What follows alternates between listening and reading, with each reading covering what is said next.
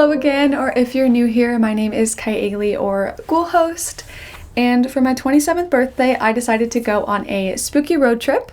So Shane and I drove up and we wanted to stop at as many spooky places that we could go to, ranging from the very haunted Calico ghost town to urban exploring at an abandoned water park. We also went to Twilight Zone mini golf and a year-round Halloween and horror store. So the trip was very successful. We had a lot of fun. I had a great birthday and I'm glad that I could take you along with me. We're on the road. We're heading to Peggy Sue's in Calico for our first road trip stops. Shane is getting us there safely, and I will see you at our first stop.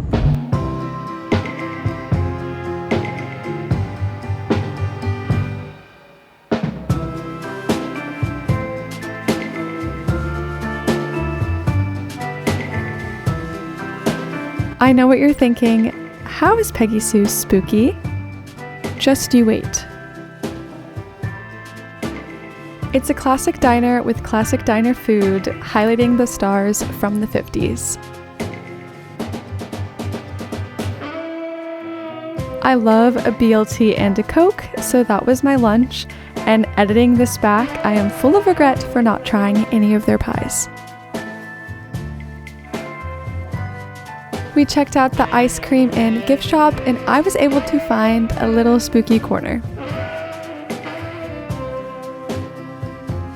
They sell the best ice cream, Thrifties, and the best flavor, which is cotton candy. Don't argue with me. When you walk out to the Dinosaur Park, you are met with some truly unsettling vibes. I promised you Peggy Sue's was spooky, so here's the proof. From a chunky and green swamp to a scary mannequin in a tree, and my personal favorite, a zombie. Also an abandoned gift shop that's clearly been closed since 2020. After giving Shane and the zombie a show, it's back to the road to go to Calico Ghost Town, which is supposedly haunted. Calico used to be a place where they mined silver until it wasn't valuable anymore, leaving it abandoned and a ghost town. Because it was closing when we got there, it really lived up to its name. I've also never felt heat like this. It felt like my brain was immediately going to melt out of my ears if I stayed there for any longer. It's hot. I'm gonna be a ghost soon.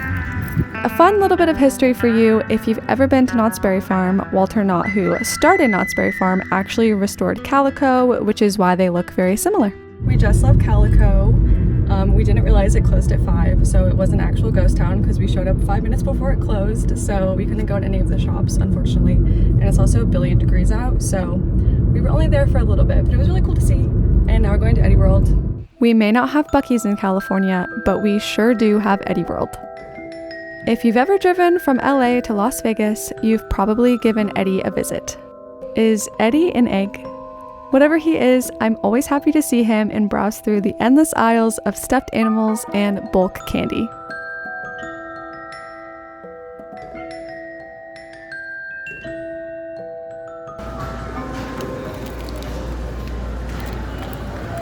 Tacos have tummy issues. I have the saddest haul ever because I have a tummy ache. But I got pretzels, fruit bar, and a ton of candied ginger. And then water. And now we're gonna go to an abandoned water park. We'll see you there.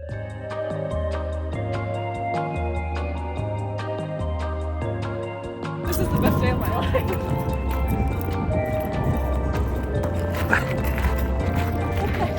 This water park was known as Rockahula or Dolores Lake and really is just in the middle of a desert. There's not really anything or anyone around, which I'm assuming led to its downfall.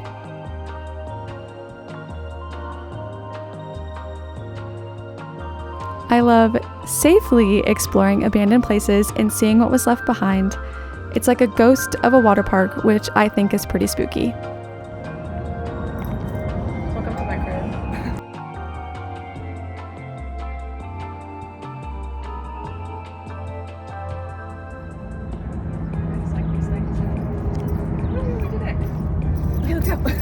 I have always wanted to come here, and urban exploring on my birthday was a great way to stretch our legs and take a break from our long drive. And then we were back on the road, but of course needed to grab another road trip snack. We stopped by Alien Fresh Jerky, which I discovered that the jerky is not made from the aliens, but that the aliens have abducted the cows and turned them into jerky.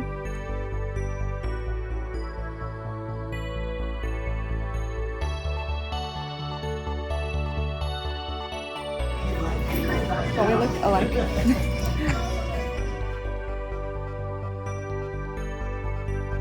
If you're into aliens, they really have it all here. They have a ton of merch, cups, plushies, of course jerky, and even some light reading.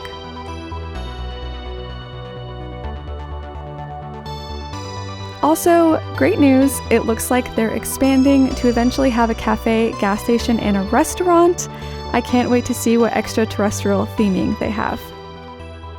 We got this pineapple teriyaki jerky, and now we're heading to Vegas. Back on the boring road to end the night at my grandparents' house. If you're wondering why I'm the way I am, here is my grandpa's ventriloquist doll collection, which was in the room that we stayed in. Even better, my grandpa gets new little outfits for all of them so they can have fun suits to relax in while sitting in their case. Terrifying or adorable?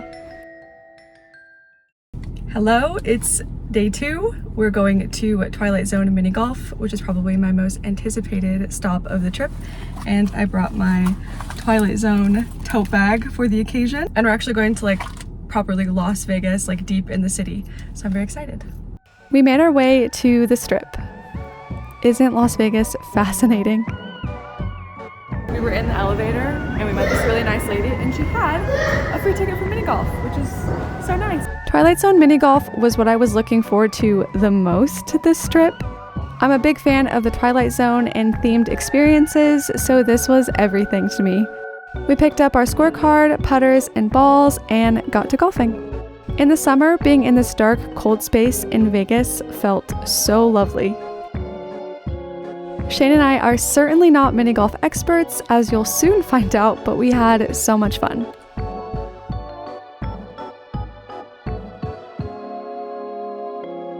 If you're in Vegas and you can only do one thing in this video, I would suggest this. It's a pretty short activity, and I think it's only about $12 per person. Time Enough at Last is one of my favorite episodes because, as someone who has needed glasses and contacts to see, there's nothing more terrifying to have all the time in the world to read but not being able to see the words. I feel like your favorite Twilight Zone episode says a lot about you, so let me know which one is your favorite or which one scared you the most.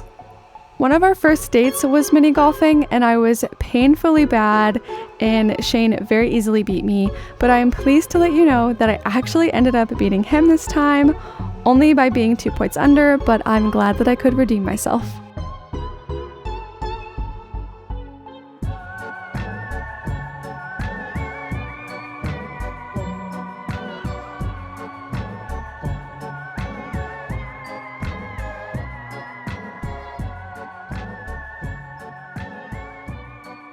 As we were heading out to mini golf, we spotted an oddities themed bar called the Cabinet of Curiosities. Hitting balls around made us pretty thirsty, and they did have a nice mocktail menu, so we got a couple drinks. I got the lavender lemonade, and Shane went with the almost orange Julius. I love a super sour lemonade, and this one was perfect.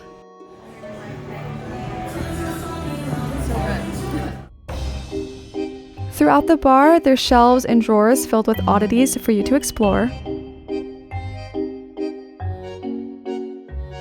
You can scan a QR code and input the number of the oddity to learn more about it.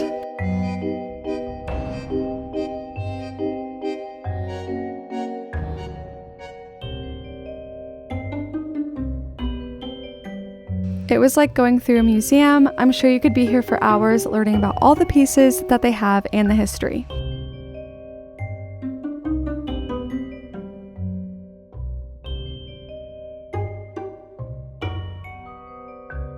We spent some time browsing as we finished our drinks and realized we were getting hungry, so we made a pit stop in Flavortown. We planned on getting an early dinner with my family, so we shared appetizers, a pull-apart pretzel bread, and some wings. After we were full and ready to go back into the heat, we made our way to Nightmare Toys, a year-round Halloween and horror store.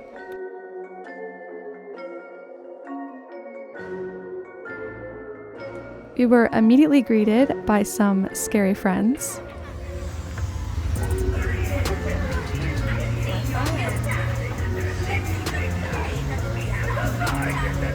I love seeing stores dedicated to horror and Halloween all year. I feel like there needs to be more.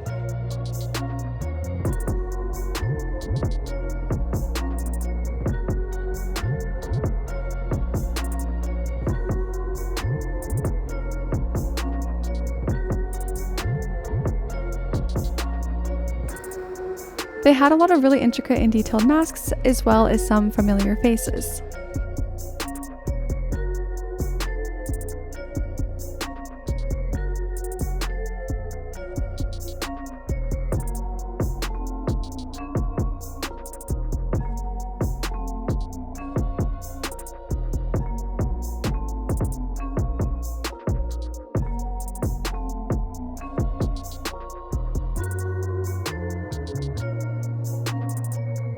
There was some great physical media here, lots of horror VHS and DVDs.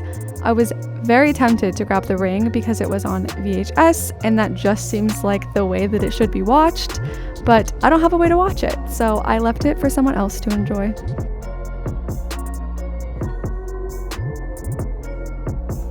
There also was a ton of graphic tees, clothing, and shoes that you could browse.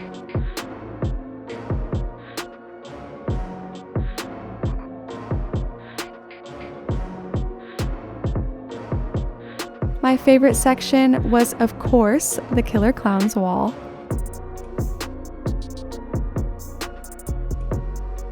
There's a huge selection ranging from classic to modern horror, and you can probably find something in here from your favorite movie, even if it's obscure.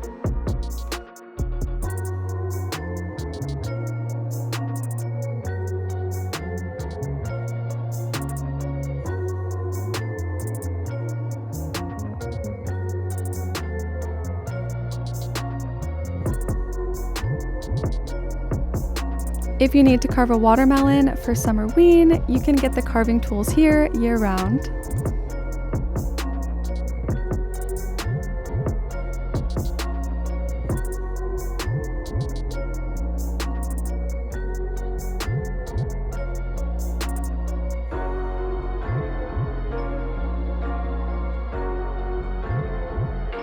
My biggest regret was not snagging this Tremors lunchbox.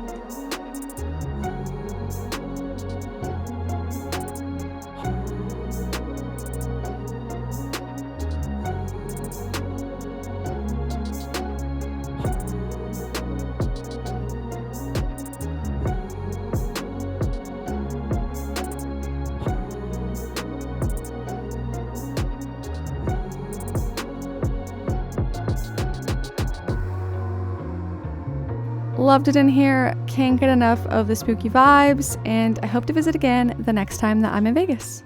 We just got out of Nightmare Toys and we loved it. There was a lot of horror themed stuff, and I got one thing. I got this Jaws beach towel in honor of Summerween because today's June 22nd, which is actually Summerween. Day 2 ended and we said goodnight to the dolls for the last time.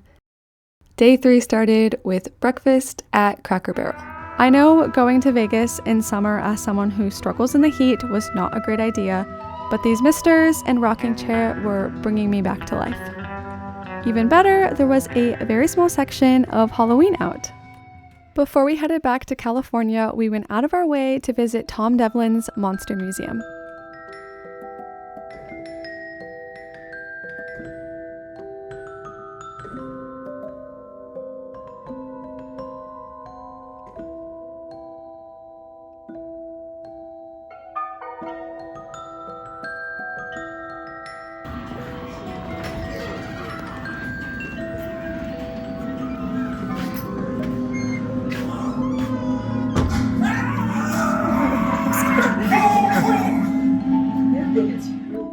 I was on edge the entire time because I was convinced that at any moment one of these prop monsters was going to try and scare me, but I can assure you that they don't do that and they're very fake.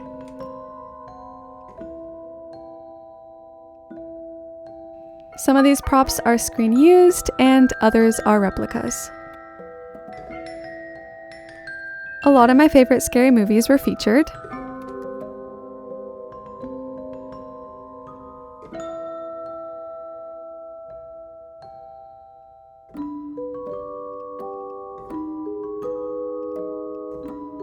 Once again, being somewhere dark and cold in the desert was very worth it.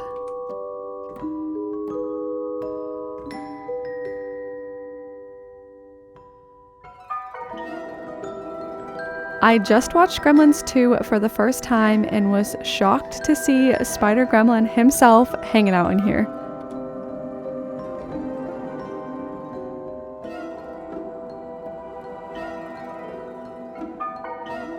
It's not my video if clowns aren't mentioned at least once. I just love these guys.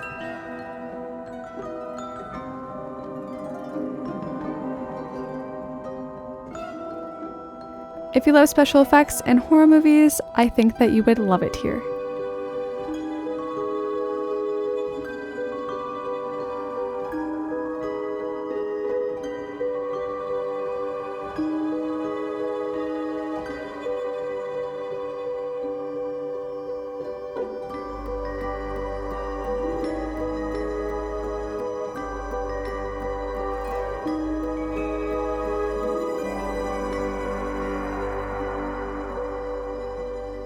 There's also a gift shop with some horror merch and an arcade.